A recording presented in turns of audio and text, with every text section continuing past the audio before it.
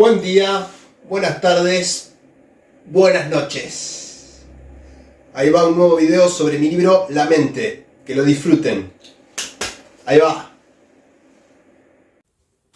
Sin acción, nada sucede. ¿Te cuesta pasar a la acción y materializar todo aquello que te propones? ¿Tienes el hábito de procrastinar e ir postergando tareas importantes? ¿Sufres de parálisis por análisis? Sin acción, nada sucede. Las 10 técnicas más recomendadas para romper los bloqueos y dejar de procrastinar son los siguientes.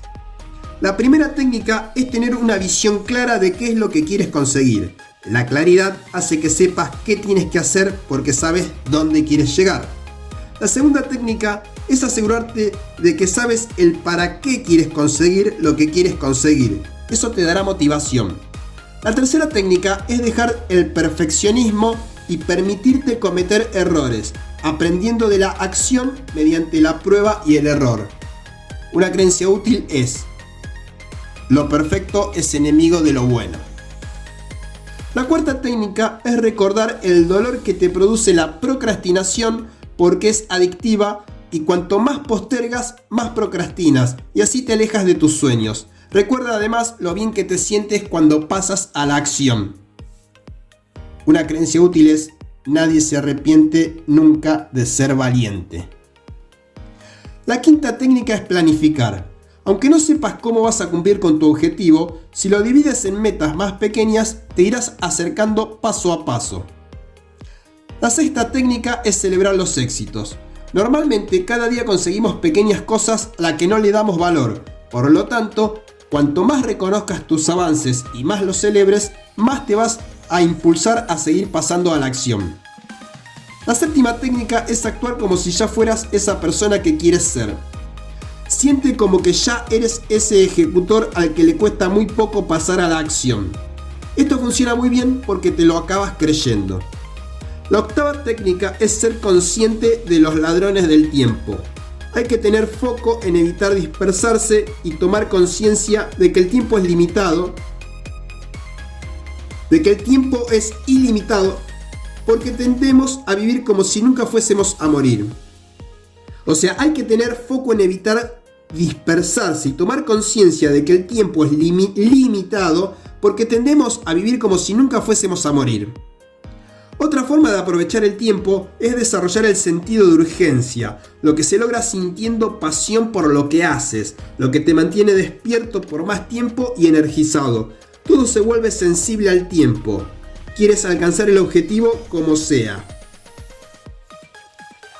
La novena técnica tiene relación con las excusas que te pones para no pasar a la acción.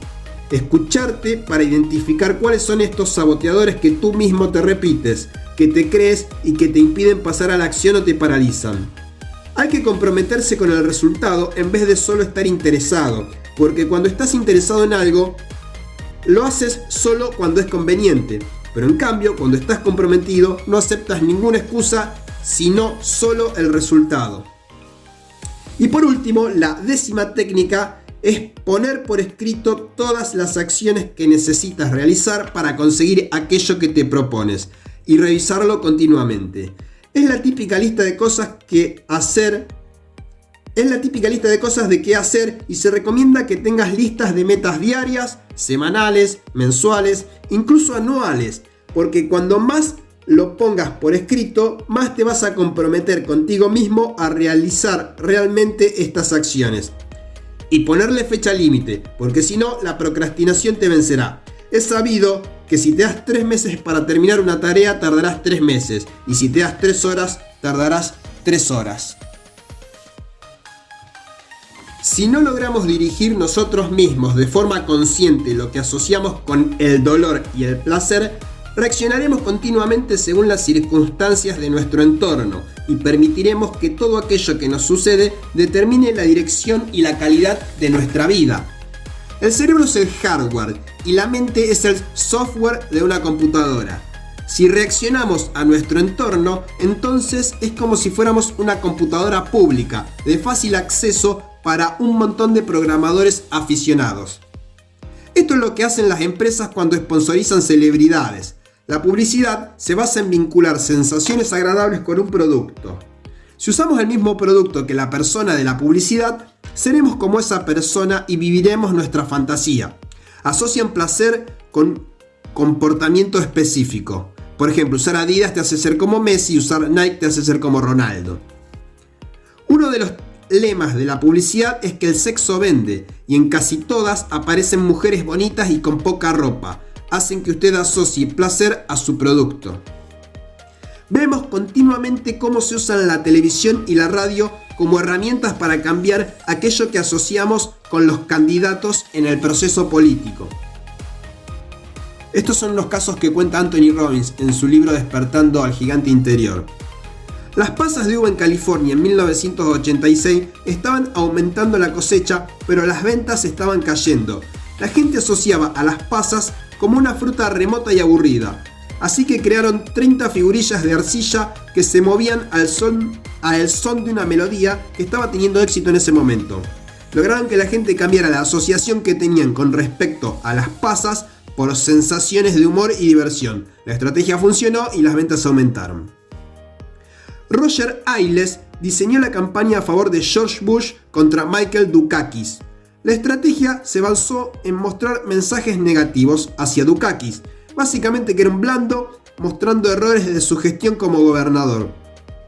Aunque a muchas personas no les gustó, la estrategia funcionó. Había hecho que la gente asocie dolor a Dukakis, y otra vez, la gente está más dispuesta a evitar el dolor que a obtener el placer. El éxito de la campaña fue apabullante. Ailes dijo: los anuncios negativos lograron su propósito con mayor rapidez. La gente suele prestar más atención a este tipo de anuncios.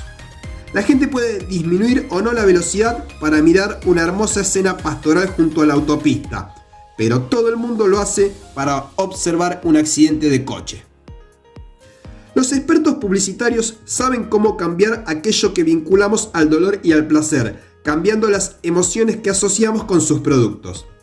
En consecuencia, se han convertido en expertos en el aprendizaje de cómo usar músicas excitantes o suaves, imágenes rápidas o elegantes, colores brillantes o tenues, y una gran variedad de otros elementos para situarnos en ciertos estados emocionales.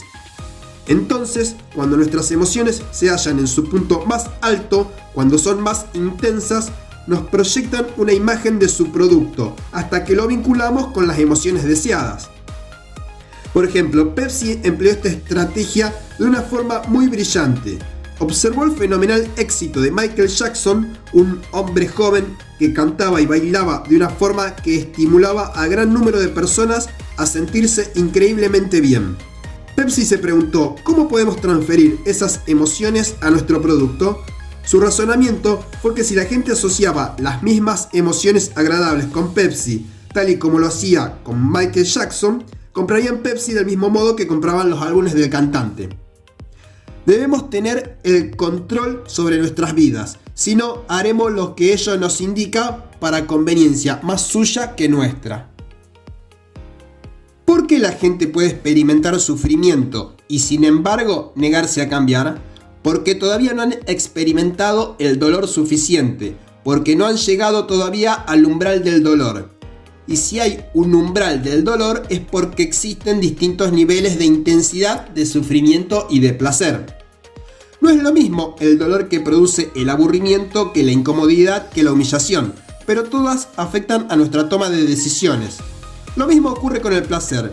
No es lo mismo la comodidad que la satisfacción o que el éxtasis, pero todas afectan nuestra toma de decisiones. No obstante, la comodidad puede superar al éxtasis, pese a que el placer del éxtasis sea superior a la comodidad. Todo depende de los intereses de la persona.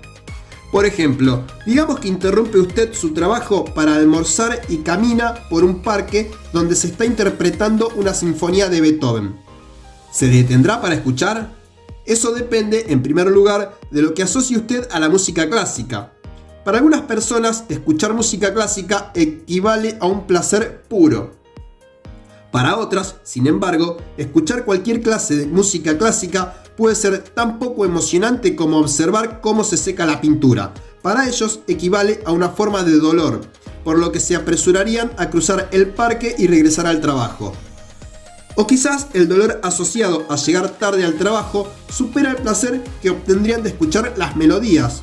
O quizás están convencidas de que disfrutar de la música en plena jornada laboral no es más que un despilfarro de tiempo precioso, y el dolor de hacer algo que consideran frívolo e inapropiado es mayor que el placer que podrías aportarles la música.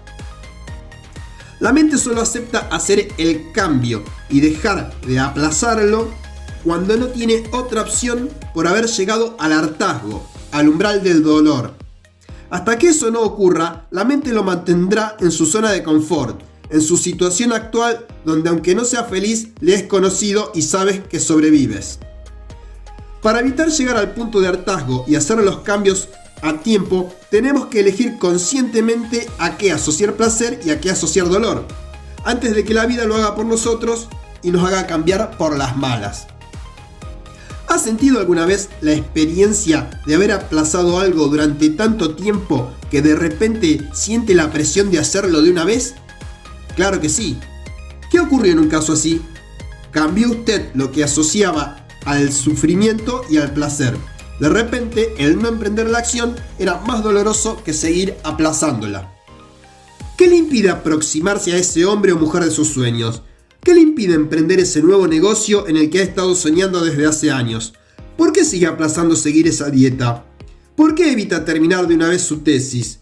¿Por qué no se ha hecho de una vez con el control de su cartera de inversiones financiera? ¿Qué le impide hacer lo necesario para que su vida sea exactamente como se la había imaginado? La respuesta es sencilla. Aunque usted sabe que todas esas acciones serían beneficiosas, que podrían aportarle placer a su vida, no logra actuar sencillamente porque en ese momento asocia más sufrimiento a hacer lo necesario que a dejar pasar la oportunidad. Después de todo, ¿qué ocurriría si se acercara a esa persona y fuera rechazado? ¿Y si intentara empezar ese nuevo negocio y fracasara, habiendo perdido la seguridad que le ofrece su trabajo actual? ¿Y si empieza la nueva dieta, pasa por todo el sufrimiento que representa seguirla, y luego termina ganando el peso que ha perdido tan trabajosamente? ¿Y si hace una inversión y pierde su dinero? En tal caso, ¿por qué intentarlo? ¿Por qué la gente persiste en una relación insatisfactoria y no está dispuesta a trabajar para encontrar soluciones o a darla por terminada y seguir su camino? Porque sabe que el cambio conduce hacia lo desconocido, y la mayoría de la gente cree que lo desconocido será mucho más doloroso de lo que ya está experimentando. Además, lo que puede ser algún nivel de dolor para una persona puede, sin embargo, ser algún nivel de placer para otra. Por ejemplo, Donald Trump y la Madre Teresa se sienten impulsados por la misma fuerza de dolor-placer. Es absolutamente cierto que sus valores son extremadamente opuestos, pero ambos se han visto formados por lo que han aprendido en cuanto a obtener placer y a lo que crea dolor. ¿Qué ha impulsado a Donald Trump a lo largo de su vida? Ha aprendido a obtener placer de tener los yates más grandes y caros, de adquirir los edificios más extravagantes, de hacer los tratos de negocios más astutos. ¿A qué aprendió a vincular el sufrimiento? En las entrevistas que se le han hecho, ha revelado que el mayor sufrimiento en la vida lo vincula a ser el segundo mejor. En contraste con él, se encuentra el caso de la Madre Teresa. He aquí a una mujer tan profundamente preocupada por los demás que también sufre cuando ve el sufrimiento de otras personas. Se sintió herida al ver la injusticia del sistema de castas de la India. Para ella, el placer puede consistir en chapotear sobre el barro, los desechos y la suciedad hasta las rodillas para llegar hasta una miserable cabaña y cuidar a los niños que viven en ella, con sus pequeños cuerpos consumidos por el cólera y la disentería. Más ejemplos extremos son, por ejemplo, Hitler y Gandhi. El primero se regía por la ley del más fuerte. El segundo se rigió por el principio de la no violencia. Sus valores son extremadamente opuestos, pero ambos se han visto formados por lo que han aprendido en cuanto a obtener placer y a lo que crea dolor. Otro ejemplo de dos personas extremadamente opuestas, Steve Jobs y Pablo Escobar. Para Jobs era importante la calidad, belleza e innovación de sus productos, quería cambiar el mundo dándoles a las personas la mejor tecnología. Para Escobar, en cambio, aunque su producto fuera un veneno, si la gente lo quería, él se los daba. Cómo les afecte no es asunto suyo. ¿Cuáles son algunas de las experiencias de sufrimiento y placer que han configurado su vida? Si los ha vinculado a las drogas, por ejemplo, no cabe la menor duda de que eso ha afectado a su destino.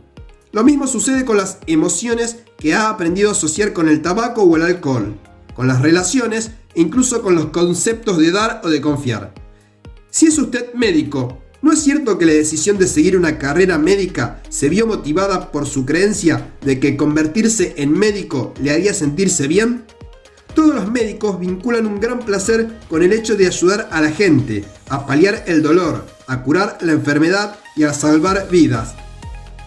A menudo, el orgullo de ser un miembro respetado de la sociedad fue una motivación adicional. Los músicos se han dedicado a su arte porque hay pocas cosas en la vida capaces de proporcionarles ese mismo nivel de placer. Y los presidentes de las grandes organizaciones han aprendido a vincular el placer con la toma de decisiones poderosas, que tienen un enorme potencial para construir algo único y para construir a las vidas de otras personas de una forma duradera. Y para contribuir a las vidas de otras personas de una forma duradera. Aquello que nos impulsa no es el verdadero sufrimiento, sino el temor de que algo nos conduzca hacia él. Como tampoco es el verdadero placer lo que nos impulsa, sino nuestra creencia de que, de algún modo, emprender una determinada acción nos conducirá hasta el placer. No nos vemos impulsados por la realidad, sino por nuestra interpretación de la realidad. La vida es interpretación. Lo que para unos es dolor, para otros puede ser placer. Como bañarse en agua fría, ir al casino o comer pescado. A unos les puede gustar y a otros no. La mayoría de la gente enfoca la atención sobre cómo evitar el dolor y obtener el placer a corto plazo, y con ello se crea dolor a largo plazo para sí misma. Veamos un ejemplo. Digamos que alguien quiere perder unos pocos kilos extra. Por un lado, esa persona dispone de toda una serie de razones excelentes para perder peso. Se sentirá más sana y con mayor energía, la ropa le sentará mucho mejor y se sentirá más segura de sí misma en sus relaciones con el sexo opuesto. Por otro lado, sin embargo, también hay otras tantas razones para evitar perder peso. Habrá que seguir una dieta, experimentará una continua sensación de hambre, tendrá que negar su avidez por comer alimentos que engordan y, además, ¿por qué no esperar hasta las vacaciones? Si se contraponen las razones de este modo, la mayoría de la gente preferirá aplazar las cosas. El placer potencial de tener una figura más delgada se ve superado por el dolor a corto plazo que causará la privación producida por la dieta. A corto plazo evitamos el dolor de sentir hambre y en lugar de eso nos concedemos el placer del bocado inmediato que pueden representar unas pocas patatas fritas. Pero eso no dura mucho. A largo plazo nos sentimos cada vez peor con respecto a nosotros mismos, por no mencionar el hecho de que eso sigue deteriorando nuestra salud. Recuerde que cualquier cosa que desee y sea valiosa exige pasar por algún sufrimiento a corto plazo con objeto de obtener placer a la larga. El dolor de corto plazo de estudiar una carrera le hará disfrutar del placer de largo plazo de trabajar de lo que le gusta. El dolor de corto plazo de ahorrar y no gastar su dinero le permitirá disfrutar del placer a largo plazo de tener seguridad financiera. El dolor de corto plazo de ir al gimnasio y hacer dieta le hará disfrutar del placer a largo plazo de tener un cuerpo fitness. Una de las mejores ilustraciones de esto es la historia de un hombre joven que creció en Alabama. Hace unos 15 años, un muchacho corpulento se enzarzó en una pelea con él. Le pegó en la nariz y lo derribó, haciéndole perder el sentido. Cuando el muchacho recuperó la conciencia, se juró a sí mismo vengarse y matar al tipo corpulento. Se dirigió a su casa, tomó el revólver calibre 22 de su madre y volvió a salir en busca de su objetivo. En cuestión de un instante, su destino quedó pendiente de un hilo. En el momento en que encontrara al que le había pegado, lo único que tenía que hacer era disparar y su compañero de escuela pasaría a la historia. Pero en ese mismo instante se hizo una pregunta. ¿Qué me sucederá si aprieto el gatillo? Y entonces su mente enfocó la atención sobre otra imagen. Interpretó la realidad bajo una imagen tan dolorosa como pueda imaginarse. En esa fracción de segundo en que la vida del joven podía seguir dos direcciones diametralmente opuestas, o sea, cuando estaba a punto de tirarle un tiro al otro y matarlo, en ese instante visualizó con una escalofriante claridad cómo sería estar en prisión. Se imaginó tener que permanecer toda la noche despierto para evitar que los otros condenados le violaran. Ese dolor potencial fue mucho mayor que la anticipación de la venganza. Así pues, desvió el arma y disparó contra un árbol. Ese muchacho era Bob Jackson y describe esta escena en su biografía. No cabe la menor duda de que en ese momento crucial de su vida, el dolor asociado con la prisión constituyó para él una fuerza mucho más poderosa que el placer que creía que obtendría de matar al otro muchacho. Una interpretación de la realidad distinta, una decisión sobre el dolor y el placer constituyeron probablemente la gran diferencia entre un muchacho sin futuro y uno que alcanzaría los mayores éxitos atléticos de nuestro tiempo.